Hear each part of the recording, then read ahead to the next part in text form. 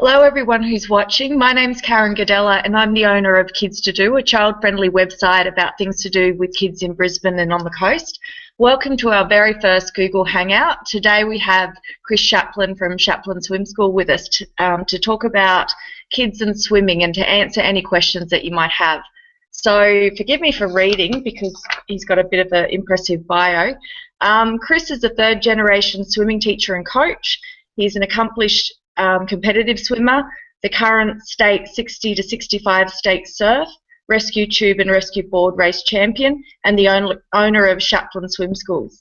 He took advantage of the decades of teaching experience by the Shapland family and developed the 2B5 Learn to Swim program, which every Shapland Swim School teaches children to swim using this program.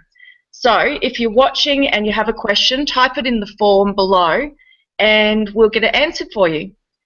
Thanks for making yourself available, Chris. Is there anything you'd like to add?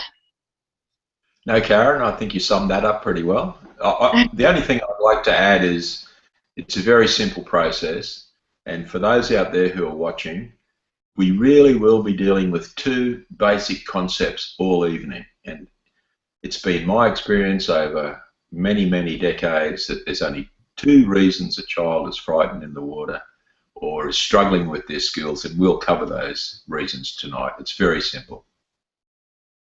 Wonderful, thank you for that. So the first question we have from one of our viewers, Chris, is, this one's anonymous. My 5-year-old has been taking lessons for a year and conquered his fear of water, but with the recent introduction to the big pool, his phobia is back in force and now he refuses even the training pool. I don't want to force him, but I worry about allowing the fear to develop further. It seems the big pool exposure has set him back many months. How can we help overcome his fear? This is quite a common problem, Karen. Children get used to their same surroundings.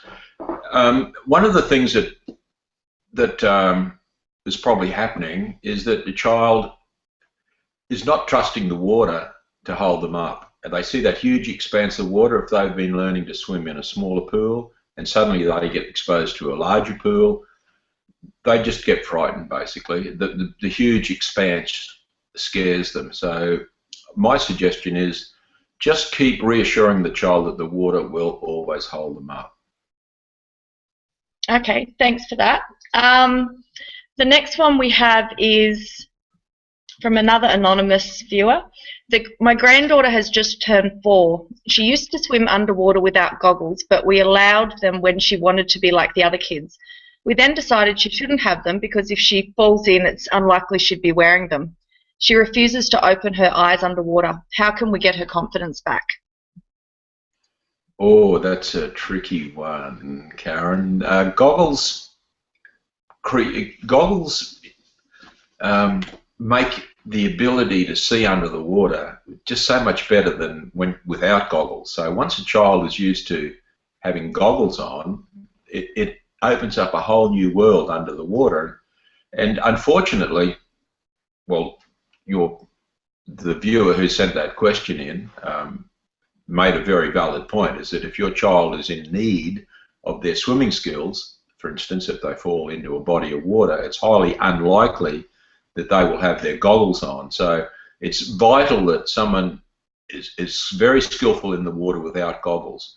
But it is a common problem. One thing that I would be suggesting is that you don't have to make up any stories with the child. Be quite upfront and say, look, the water does make your eyes feel funny or gritty, or in the case of warm water, it does. It makes them feel very, very gritty. But that's just because humans aren't adapted to, like fish. We don't have eyes that really work well underwater. So when you go underwater without a pair of goggles on, it's very blurry. You put a pair of goggles on somebody, it's very clear.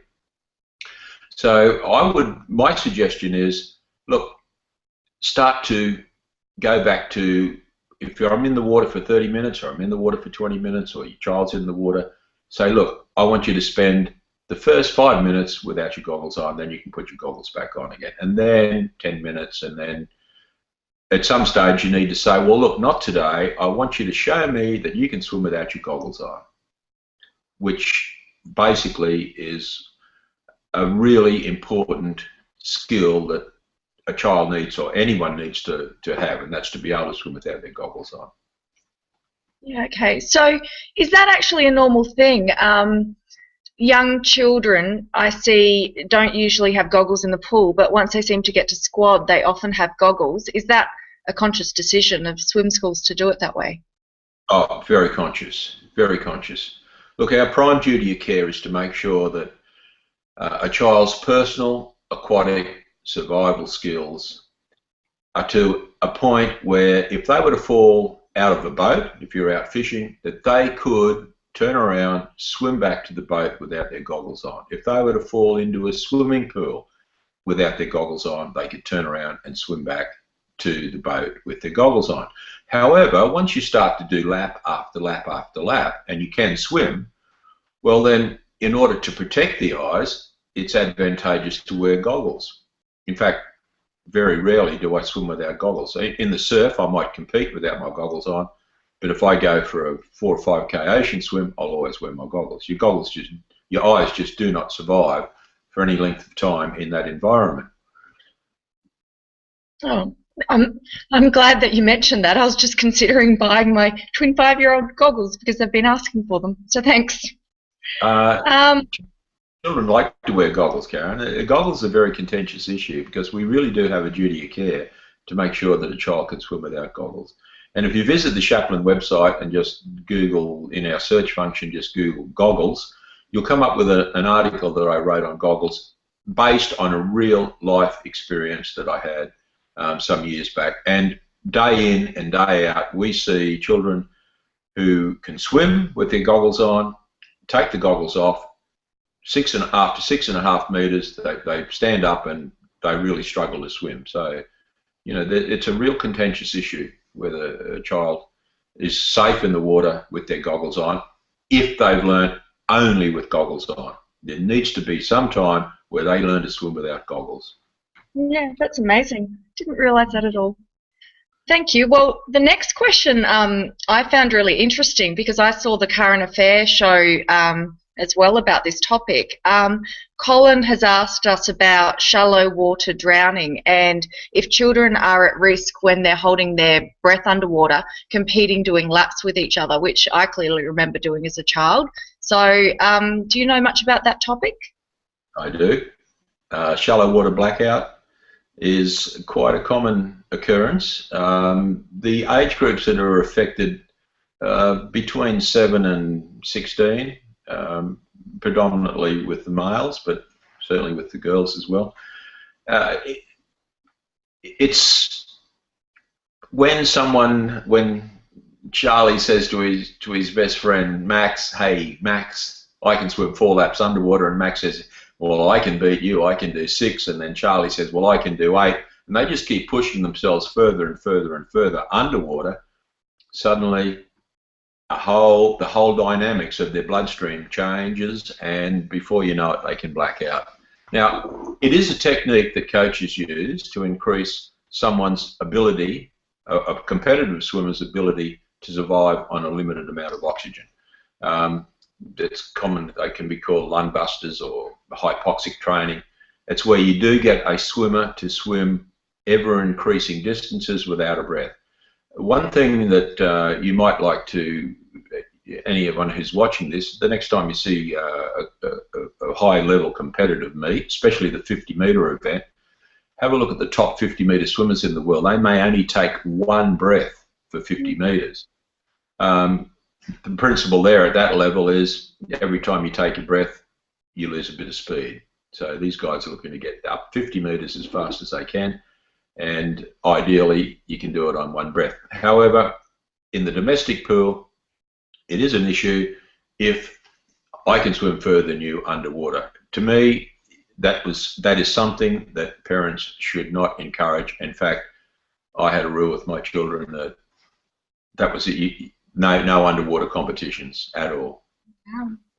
So that includes somersault competitions, and what about a typical backyard pool length, swimming 1 lap underwater? Where's the line of what's okay and what's not? 1 lap's not a real issue, but It's when it becomes a competition. It's when someone keeps pushing someone further and further, and then they start to hyperventilate. Before they go, they'll enrich their bloodstream with oxygen, and then that might be fine for the first 1 or 2, but at some stage your bloodstream is going to change. The chemical composition of your bloodstream will change, and at some stage, if they push it hard enough, they can experience shallow water blackout. Okay. That's a very important one for teenagers probably everywhere. Very important. Yeah. I was just going to say, even around domestic pools, like simple things like running, jumping, pushing, the same rules around a private pool should apply as do in a public pool. No jumping. No, when I say no jumping, no indiscriminate jumping, no pushing, no chasing one another around the side of the pool. It's so easy to have an accident in that scenario that, as a parent, you should really be looking at controlling. One other rule I had with my children was, you got in the pool, you stayed in the pool. If you wanted to get out and do a dive, it had to be controlled. It had to be under the supervision of an adult. And believe me, Karen, I've split my chin open more times when I was a child because I grew up at a public pool. So I learned these things the hard way. So hard and fast rules, very important. I remember doing all of those things that you've just told us not to do. So it's fun. Exactly. It's fun. You're out of water. The fun is out. Exactly. Yeah. Well, actually, the next question I thought I'd sneak my own question in, if that's okay. I had a question about confidence in children. So on one hand, in swimming lessons, it's very important that we're supporting our kids and telling them that they can swim, the water will hold them up. It's important to give them confidence. But on the other, I worry about them having too much confidence, and when you go on holidays and they make comments back to you, but I can swim, I go to swimming lessons. How should you handle that without stripping them of their confidence?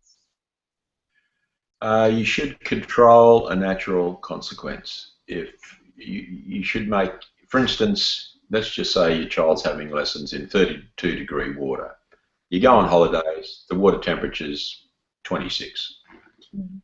That's certainly going to affect the way they behave if they just jump straight into that cold water. So you would need to be in the pool, and you would need to say to your child, look, you need to be aware this is a very different temperature to what you're learning in, or this is a very different pool to what you're learning in. However, if you wish to jump in and if you wish to swim out to me, off you go. But it may be different, so warn them. And then just let them discover for themselves that the water may take their breath away if it's cold. I really feel that in a controlled situation, children need to suffer a natural consequence in and around water. Otherwise, they don't get to respect it. So, you know, even as a swimming teacher, there are times in a swimming lesson where you're constantly trying to push that child's limit forward. So there are times when, even in a controlled scenario, a child reaches that limit, and by reaching that limit and suddenly understanding that, hey, I can't come up for a breath yet, I need some help here, they understand how important it is to respect the water. Yeah, and that's why you put us parents behind the glass, isn't it, so we don't jump in and save them when that's happening.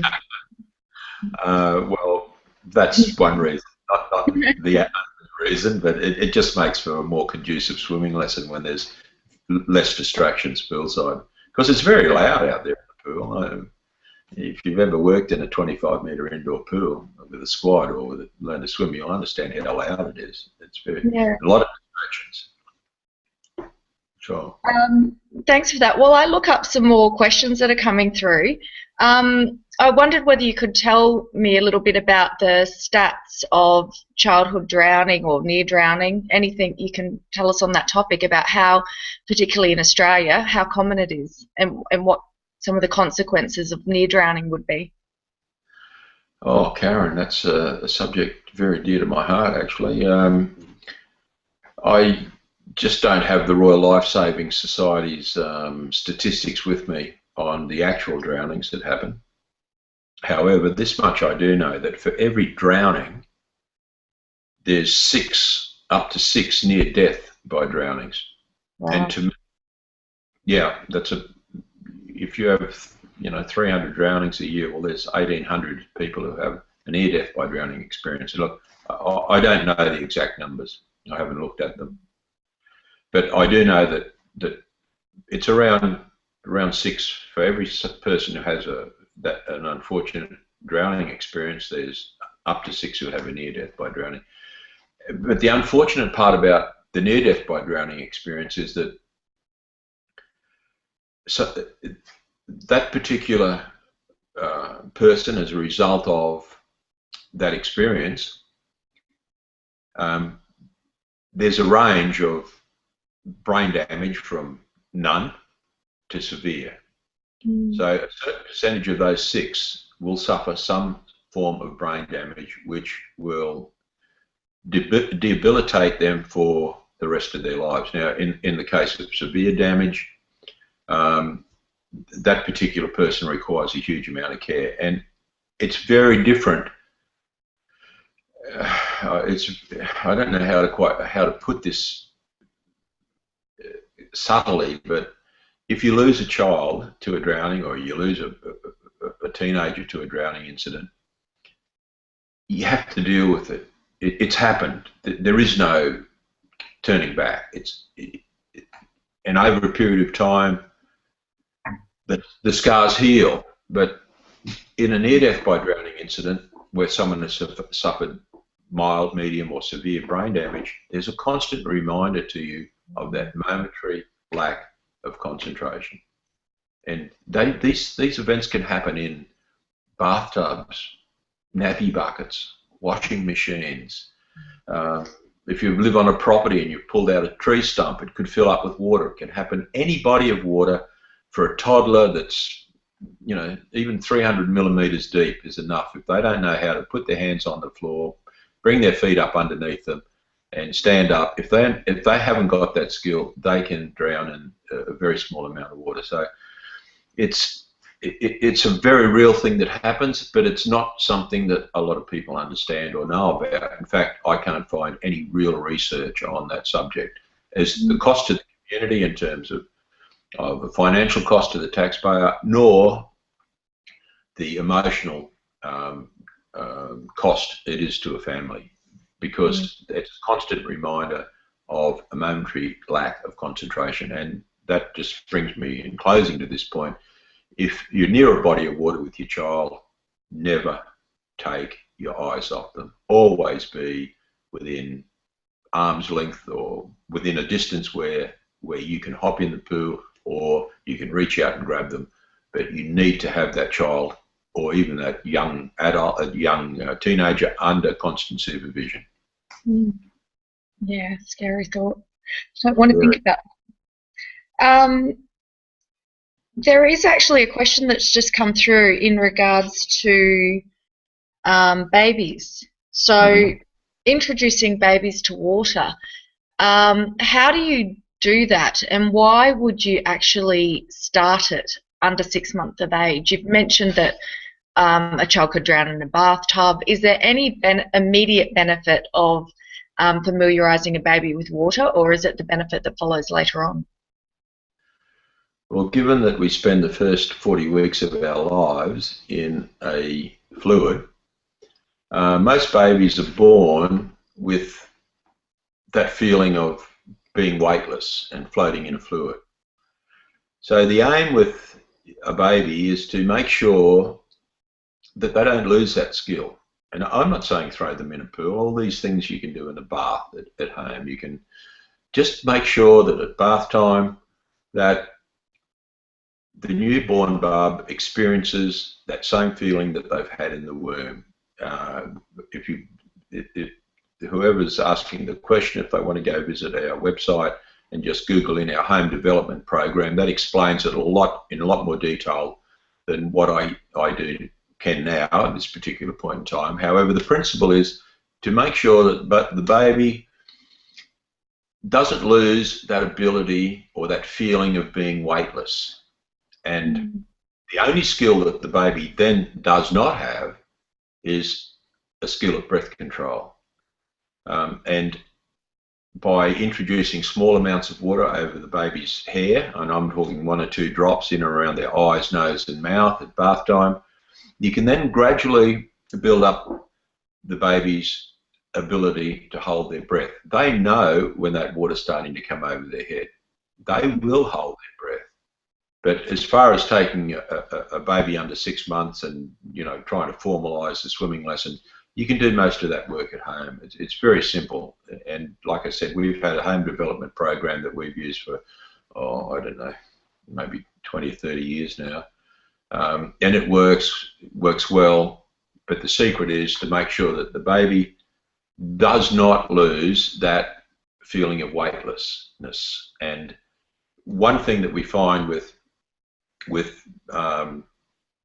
our children who come to swimming lessons after they overcome gravity, and this basically learning how to swim is really learning how to cope with the removal of gravity. Babies are quite relaxed in the water, and once a toddler, around the 1 mark where they've learned to overcome gravity, they can stand up, they can walk around. Once you reintroduce them back into the water, well, then they have a problem coping with that. But if you get the baby from day 1, from first bath, and just continue to let them feel weightless, and then gradually over a long period of time introduce them to water over their head. You can use a trigger command like 1, 2, 3 under, and then pour the water, so that the baby starts to learn how to control their breathing. And that's probably the only real skill that you need to teach the bub, is that breath control, because their balance in the water and their ability to cope with the weightlessness is already there, as opposed to a 1 or a 2-year-old who's learnt to overcome gravity and suddenly they're back in a swimming lesson and you've removed gravity, then they have an issue because it feels so weird. So yeah. With a baby, just get them back in the water as quickly as you can. Take it easy, and if you want more detail, if you go and visit our website, you can see and read about the home development program. Okay, fantastic. A question from Jody is, my child was happy in swimming lessons, happy and confident in the pool. Then she's gone to her grandparents' place, and the grandparents just having fun in the pool, and the child's head's gone under and they've lost their confidence. What should she do? Go back to really go in, put the child back in an environment that they can control, like they can stand up. It might even be where the water's only 200 or 300 millimeters deep, where they can just sit in the water, where they can lie down in the water and rest on their hands. But once a child has a fright, unless a child really understands that the water will always support their body weight, yeah, it's very easy for them to get a fright. And once they get a fright, it takes them back many steps in their skill level. So the secret there is to restore that confidence, and you just have to start with some really shallow water. It's as simple as that, and keep reinforcing with the child, hey, look, the water will hold you up, you won't fall down. The water will hold you up, you won't fall down. And now could be a good time for me to introduce the 2 concepts that I spoke about in my introduction that make a child frightened in the water. It's been my experience that there's only two reasons a child gets frightened in the water. 1 is they're off balance, and 2, they can't control their breathing, or a combination of both. So, for instance, if a child was to fall into the water, they get a fright, they lift their head up, their feet drop down, they take a big breath in, they will be very scared. But now, if a child who's had swimming lessons falls into a pool like that and lifts their head up and their feet drop down, but if they know that the water will hold them up while they're standing vertically and just relax in the water and stand there, that's a very different matter. But most children, once their legs start to sink, or if they don't understand that the water holds them up, will get a fright. And the only 2 reasons that in my opinion, that a child is frightened is either off balance, Yeah. or they can't control their breathing.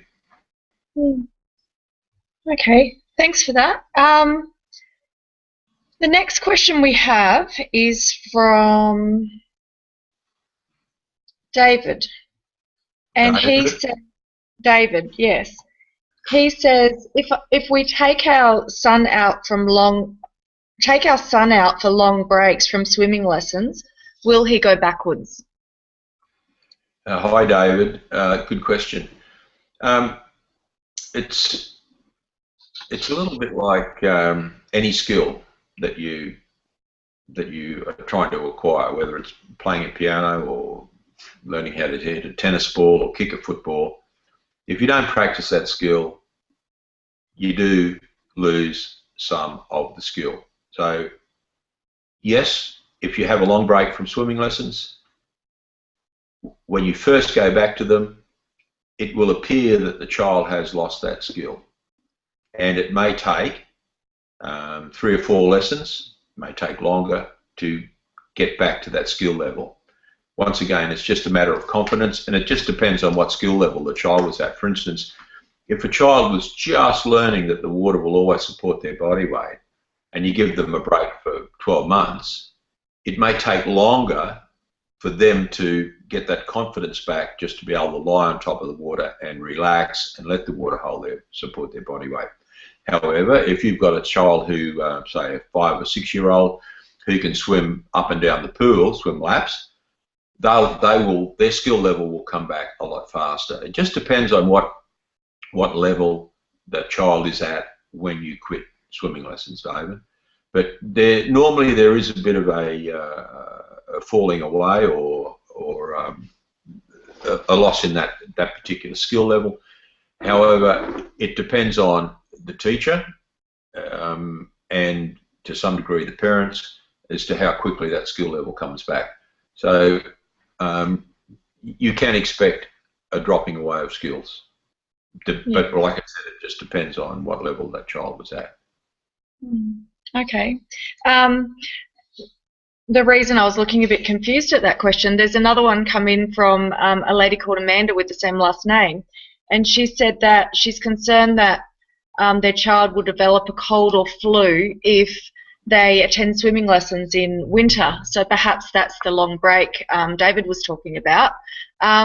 What's your opinion on, in a heated pool environment, obviously, children continuing throughout the winter period? Well, given that I grew up in Toowoomba and it was very cold up there, and we swam pretty well from September until Easter in the most atrocious conditions. I think I had less colds when I was swimming under those conditions than when I've had in other conditions. Look, to me, a cold is a virus. It'll be contracted by coming into contact with someone who has that virus. I really don't feel that that provided you don't let the child get really cold after they get out of a warm pool, a beanie, towel off, dress warm. To me, to me, there just does not seem to be, right throughout our swim schools, that sort of a pandemic, or not a pandemic, but that sort of an increase in children pulling out of swimming lessons because they have a cold. It just does not seem to happen. To me, they need to come in contact with somebody who has a cold for them to be subject to that. And I'm not just saying that because we're in the business of giving swimming lessons. To me, there does not seem to be any appreciable drop-off rate because in the winter months because of a high degree of children catching colds. Yeah. Okay. Perhaps it's just a case of mummies like me needing to harden up and accept the cold a bit more. Oh, you need to be sensible. I mean, it's just dress warm and Yeah. But think about European countries where they don't have the luxury of the type of outdoor facilities that we have. They're swimming in heated pools all the time. So to me, viral than environmental. Okay. Okay. The next one was quite interesting. Mary asked at what. It was quite a long question, but to paraphrase, at what age should you stop swimming lessons? Meaning, if you don't intend to compete or speed isn't an issue or technique necessarily, say the child's learnt to swim by age 6, should they go on and do squad, or is the 6-year-old having learned to swim sufficient to take them through the rest of their life, keep them safe at the beach and in all those sorts of activities? Okay, if you've got a 6-year-old who can swim, there's no reason that they need to go on and become a competitive swimmer.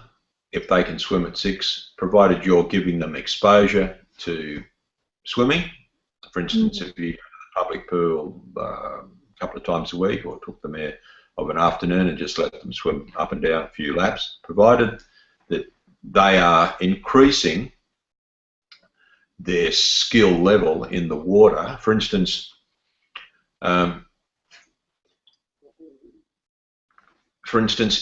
your child, if they were to fall into a swimming pool, they don't need the same degree of fitness or the same degree of skill that would be needed if they were caught in a rip or fell into a fast-flowing river.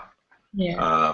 So it just, it depends. But to survive in an environment where the water is moving as opposed to where the water is still, for instance, a swimming pool, it does require a fair bit of technical development. For instance, if your child could swim, say, 400 metres without a stop, they would be relatively safe in most conditions, provided they knew what to do in a rip or a fast-flowing stream. But if your child can only swim 12.5 metres or 25 metres, then that would be fine if they fell into a still body of water, a swimming pool, or for a dam, fell out of a boat or fell off a pontoon and had to swim back to the side. But if they were caught in a water that was moving, either in a river or in a rip, well, then they're going to need a whole different level of fitness.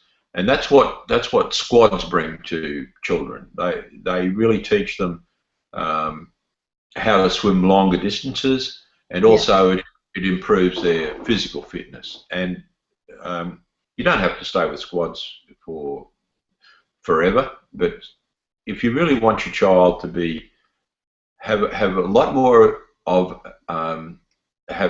more potential to save themselves in a situation where the water is moving, or a difficult situation, they do need a certain level of fitness, and squads will give them a certain level of fitness.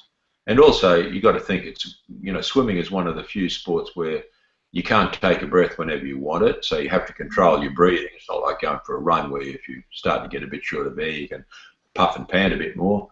When you swim, it's very controlled breathing patterns, and of course that has a great effect on your lungs. So my advice would be that if you want your child to be a strong swimmer, some time in a squad would not be wasted. But they don't have to go and compete. They don't have to front up for meets, etc., etc. They can just go along to a squad a couple of afternoons a week. And if they could swim 400 metres without a stop and feel comfortable and relaxed, they've got a very, very good chance of surviving in most situations. Yeah, that makes sense. Thanks for that. The next one we have is from Rebecca. What can I do at home to help my child learn to swim, assuming they don't have a pool here? Have fun. Rebecca didn't say how old the child was, did she, by any chance, Karen? She didn't say, but the reason I said assuming that she doesn't have a pool is I know the other day in swimming lessons I was told to lie on the bed on the tummy and have my children kick. So I was wondering if maybe that's what she was referring to. Well, there are certain exercises that you can do at home that will help strengthen, quads and abs, which probably the big muscle groups you use when you're swimming. But look, if you've got a pool at home, play. If you've got a pool at home, allow your child to experiment with the water. The main thing you need to talk to your child about is that the water will hold you up. It's strong. It's very strong. If it's a toddler in the bathtub at home, just encourage them to put their face in the water, work on their breath control. Or you might like to just put 50 millimetres of water in the bath and get them to lie on their back, and so that the bottom of the bath is supporting their body weight. And then over a period of time, increase the depth of the water to 100 millimetres so that there's a little bit less of the support from the bottom of the bath, and then raise it to 150 mil. But at some stage, you can get your child to float on their back in the bathtub at home. So that really helps their balance. You can also encourage your child to increase their breath control in the bath. Probably the best place to increase someone's breath control is in the shower, and that's one thing that my father used to say to me really early in the piece. I can remember growing up with this statement, so this would have been back in the 1960s. He used to say, children who have a shower learn to swim a lot faster than children who have a bath, mainly because they get a lot more water over their head and they have to learn to control their breathing. So the bath is good for balance, the shower is good for breath control. Yeah. So, and if you've got a pool at home, just play. Let the child experiment for themselves. If you are in swimming lessons, don't try and do what the swimming teacher's doing. Just have some fun. Make swimming fun. Swimming needs to be fun. Yeah. It's a fun thing to do. It's a very different sensation than walking around out on the land. Yeah. I think that's good news for mothers everywhere. Just have fun. That's the easy part. We do have two questions that have come through that I might actually ask together because they're very, very similar.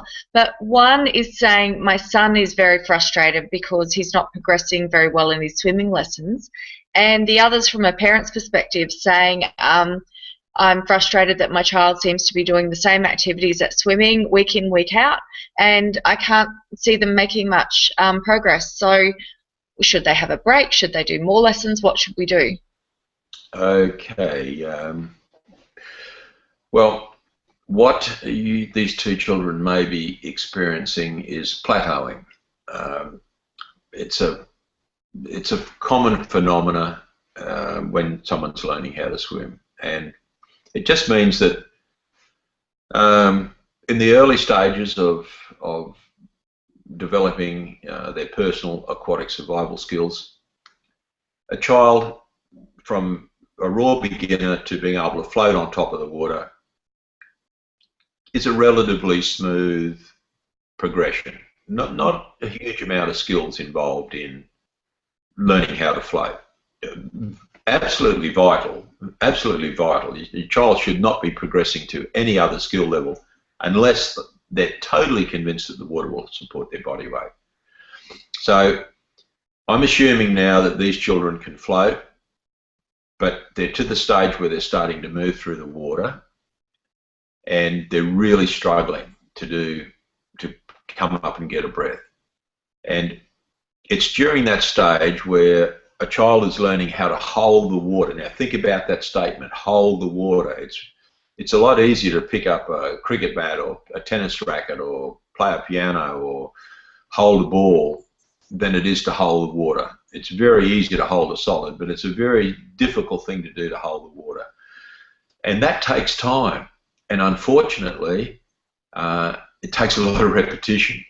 So you're doing the same thing over and over and over again as that child tries to develop the skill of holding the water. Because one thing that a lot of people don't realise, Karen, is that when you swim, just like when you walk, your foot touches the ground and your foot stays in the one spot and your body moves over your foot. Well, when you swim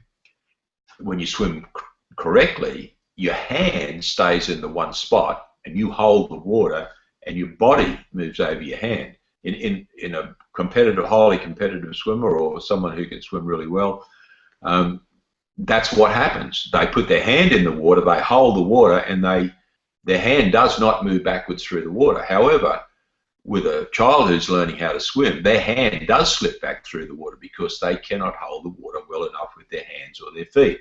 So yes, it's very frustrating. Now, let me just back this up a little bit. If these two parents are talking about a child who is struggling in the really early stages, they look like they're doing the same thing over and over again, yet cannot float, well then, I would be suggesting that they go to a shallow body of water and then just let their child play maybe in 200 or 300 millimeters of water where they can control their own experience in the water, rather than having to float off the platform or off a step out to a teacher that might be scary. Take the child to a really shallow body of water and just let them play around in that water, walk around, on their tummy, just feet out behind them, just walk around on their hands, get them to put their face in the water, and then try and get them to put their face in the water for longer and longer periods of time. And at some stage, the penny will drop and the child will feel the water supporting their body weight. Or get your child to sit down in the water. Get a shallow, like water that maybe, let's say you've got a 3-year-old, if you can find some water that's up to their collarbone, just get them to hold their breath and try sitting down under the water. And that may be just enough so that they go, oh, hang on, the water's holding me up, it's pushing me up, I can't sit on the bottom. Yeah. That might be just enough to push them past that point where they then are willing to commit to lying on their face or their back on top of the water. But it does take a long time to develop some skills, especially holding the water with their hands and their feet. And to me, that's where a lot of parents and a lot of teachers and a lot of children get really frustrated through that phase of trying to hold the water with your hands, hold the water with your feet. It's very hard to hold the liquid. And until you can hold that water with your hands and your feet, it's really hard to get a breath. Out of interest, how does your hand actually look when they're holding the water properly? Is it sort of like that, or is it like that? Like, I can't see this. I'm holding my hand up there, fingers slightly apart. Yeah, slightly apart. Look, if you go on YouTube and Google Michael Phelps or Ian Thorpe or Grant Hackett and have a look at their hands under the water, you'll see that there are all sorts of weird shapes, but they're never shut tight. One reason is once you shut your hand up tight, you've reduced. Can you see my hand all right there, Karen? Yeah, I can. Okay, once you shut your hand up tight, you've reduced the surface area that's in contact with the water. As soon as you open your fingers up a little bit, all these surfaces up here start to come in contact with the water. And when you swim, your hand's not coming straight back through the water, it's actually moving from side to side. And that's how you start to hold the water. So if you want to help your child, you should be using this sort of terminology: soft, slow, gentle, strokes.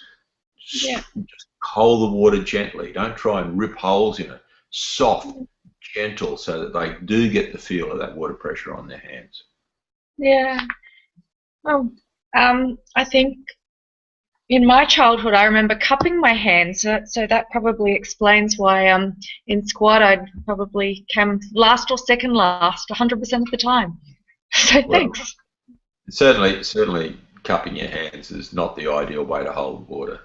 You need to be very relaxed.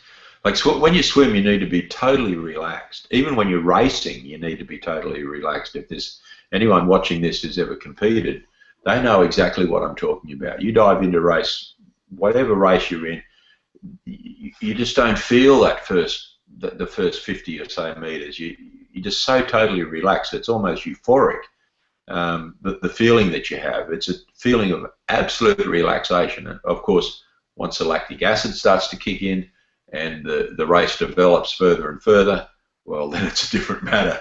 Suddenly your arms feel like, you know, this big, and yeah, it's not a pleasant feeling to be, you know, to have 22 or 20 odd millimoles of lactic acid in your bloodstream. It's a very awkward feeling, but we're not talking about that. We're talking about beginners. But one thing that does apply to the beginner that applies to an Olympic swimmer are these two principles I was talking about: balance and breath control. Mm-hmm. You cannot compete at a high level unless you're finely balanced in the water and you have great breath control. A toddler or a 3-year-old is going to feel really uncomfortable in the water if they can't balance in the water and can't control their breathing. So those two basic principles are a common theme right through from beginner to Olympian. Yeah, okay. Thank you. I might just have a 2-minute break and tell everybody a little bit about Shaplands just while we do a last call for questions. So once I'm finished this, we'll draw a line and say that's the end of the question time.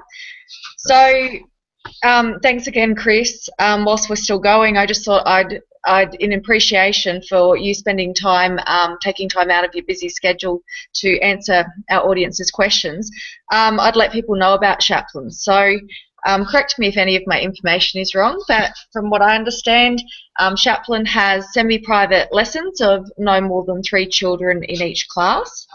The pools are special pools which only have 2 classes running at any single time, and all of them are heated. So swimming lessons can be run all year round. There's a separate viewing room for parents, and there's 13 locations throughout Brisbane, Ipswich and the Sunshine Coast. So if you do have any questions on Shapland themselves and swimming times and what age groups or where the locations are around the place, hop onto their webpage, www.shapland.com.au, and there is a great blog actually on their website that has a lot of questions and answers too. So I'll just quickly check, Chris, what other questions have come through. We have another one. How long will it take an average child to learn to swim? Oh, well, it depends on what age. The 3 or 4-year-old who's quite relaxed in the water, within 10 lessons you should see a huge improvement in what they can do in the water, provided they're not frightened. They haven't got any issues with, they haven't had a fright, or they're not a nose breather. Okay, here's a classic example of what can slow someone's down. Some children find it difficult to breathe through their mouth, so that when they come up out of the water, they're trying to breathe through their nose all the time, and any drops of water that run off their face shoot up their nose, and it's very uncomfortable for that particular child. However, in that case, they might learn to do backstroke rather than crawl stroke first. But look, provided it's, you know, the child has never had a fright, and they're nice and relaxed, and they know that the water can hold them up, and they are very receptive to what the teacher's saying.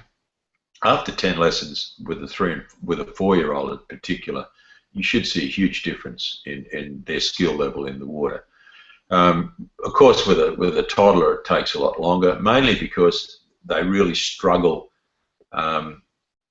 with learning how to hold the water, and so it takes a bit longer with a toddler. However, as long as you stay focused on the fact that the main skill that they need to understand and learn is that the water will support their body weight, no matter whether they're lying on top of the water on their face or their back, or they're standing vertically in the water, or they're sitting in the water, or they're tucked up in a little ball, that the water will support their body weight. Once a child and a toddler understand that principle, it's like someone turns on a light, and that's the main skill that they should be learning in their early development stage, that the water will support their body weight. And once they understand that, the rest is relatively simple. Mm-hmm. But to how long is it going to take? It's like how long's a piece of string. I've had 10-year-olds who it's taken me 2 years, 2 seasons to get them to float because they were so frightened of the water. Yeah. I've had a 5-year-old who learnt to swim in 1 lesson. I mean, they're about 1 in 1,000, that lot. But you know, I just like that little particular guy. Can you put your face in? Yeah. Can you open your eyes? Yeah. How many fingers am I holding up to? Right. You know, I want you to take a big breath and just lie on top of the water. Yes, did that. Okay, I want you to kick your feet. Yeah, could do that. I want you to move your arms. Can do that. You know, I want you to turn your head for a breath. And I didn't believe his mother. I said, "You sure he hasn't had swimming?" She said, "No, it's the first swimming lesson he's had." And I've had that in the 30 or 40 years that I've been. Hang on, wait a minute. First lesson at 9, 50. 50. I don't want to talk out loud how many years that would be, but certainly over the last 4 or 5 decades, I think I've had about 3 children who have learned like quickly, very who pick up that skill quickly. But normally, it just depends on how relaxed the child is and to some degree, it depends on the teacher as well. Yeah. So I don't know if that's that. It's hard to give a definitive answer, Karen. It's like, you know, long as a piece of string, but provided the teacher's not scaring the child, provided the child is nice and relaxed, and that they're not trying to jump steps. It's very difficult if you can't teach a child how to take a breath if they can't float. It's really hard. You know, so you've got to be really careful and very skillful as to following a set process to make sure that there is a continuity and a set of skills in place before they can move on to the next skill. Yeah. Okay. Make sense? That does make sense. Thank you.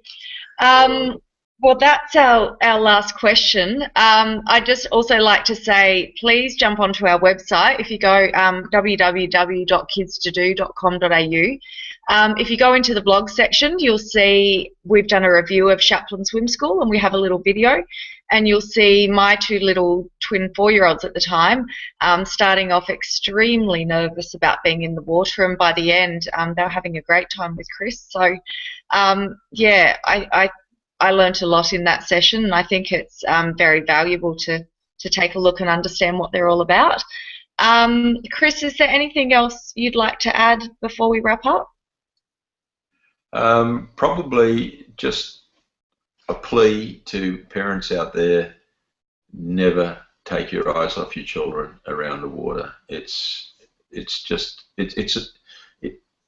An incident in the pool can happen quickly, and it's silent.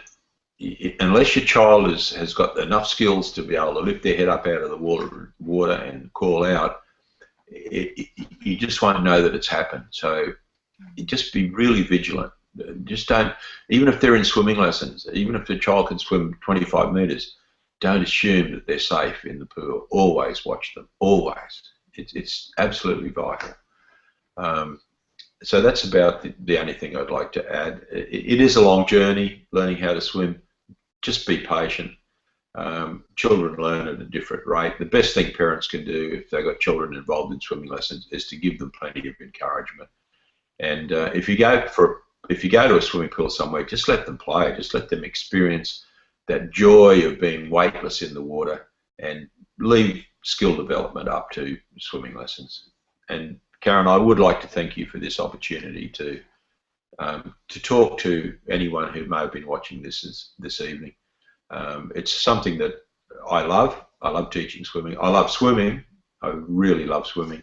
It's been something that I've done all my life. I was born and lived at a public pool, and it's just been something that's been in my family actually since 1938. So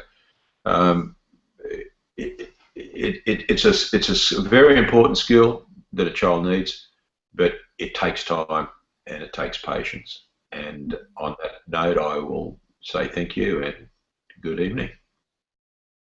Thanks again, Chris. Well, that wraps up our Google Hangout on swimming and children. So thank you, Chris, and please visit the Shapland Facebook page and website for more information.